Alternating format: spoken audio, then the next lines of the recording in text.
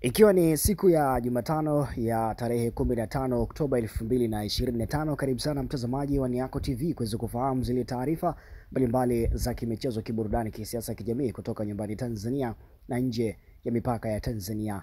Taarifa za kushtukiza ni taarifa za kifo cha moja kati ya waziri wa zamani kule nchini Kenya ambaye ni Raila Odinga, ambapo amefariki dunia akiwa na umri wa miaka 80. Habari za kushtukiza zimeweza kutoka na zikidai kuwa waziri mkuu wa zamani wa Kenya Raila Odinga amefariki dunia akiwa na umri wa miaka 80 jijini Kochi, India, akipatiwa matibabu kutokana na kupatwa na shambulio la moyo. Kwa mujibu wa taarifa zilizoripotiwa kwa vyombo vya habari kama Reuters na Pulse Live Kenya, kifo chake kimetajwa kusababishwa na mshutuko wa moyo.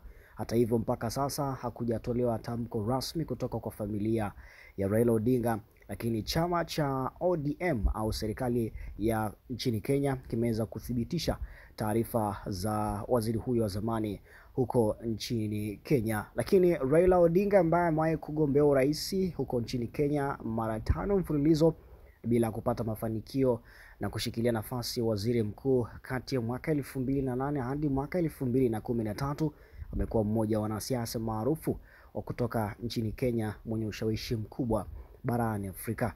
Hivyo ni taarifa za kusikitisha, ni taarifa za kifo, lakini pia ni taarifa za pigo katika nchi ya kule Kenya, ambapo imeweza kumpoteza shuhuda mwingine ambaye amekuwa na ushawishi mkubwa huko nchini Kenya. Na Raila Omolo Odinga alizaliwa mwaka 1945 na ameweza kufariki mwaka 2025, na huyo alikuwa ni waziri mkuu wa zamani nchini Kenya Raila Omolo Odinga, ambapo amefariki leo akiwa na umri wa miaka 80. Lakini kabla ya kifo chake, kiongozi huyo atatambuka kwa kupigania uhuru wa kidemokrasia nchini Kenya pamoja na haki za binadamu na mabadiliko ya kitaifa huko nchini Kenya. Lakini pia kwa historia yake, Raila Omolo Odinga, waziri huyu mkuu wa zamani wa Kenya ambaye alikuwa akipata matibabu mjini Kochi kule India, ambapo amefariki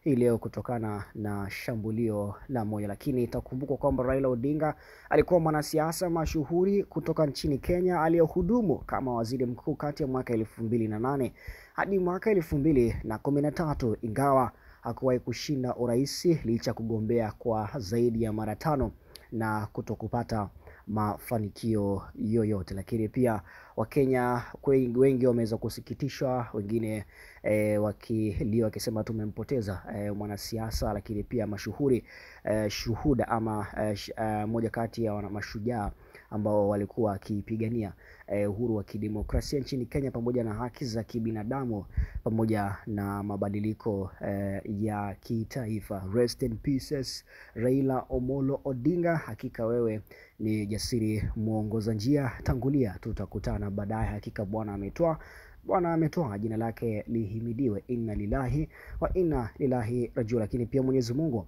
awapatie nguvu familia Raila Omolo Odinga katika kipindi hichi kigumu ambacho wameweza kumpoteza mpendwa wao huyu waziri mkuu wa zamani kule nchini Kenya Raila Omolo Odinga, ambapo amefariki leo akiwa na umri wa miaka 80 na alikuwa akipatiwa matibabu katika mji wa Kochi kule nchini India mara baada ya kuweza kushambuliwa na tatizo la moyo. Rest in pieces. Hakika tutakukumbuka Raila Omolo Odinga kwa kile ambacho ulikuwa ukikifanya, hasa zaidi Wakenya watakukumbuka, lakini pia na Wanaafrika Mashariki na Kati watakukumbuka kwa kupigania uhuru wa kidemokrasia, haki za binadamu pamoja na mabadiliko ya kitaifa. Hii ni Niako TV, usiache kusubscribe wa channel, lakini pia unaweza kunifollow mimi katika Instagram yangu, napatikana kama official Mutra Msanwaji.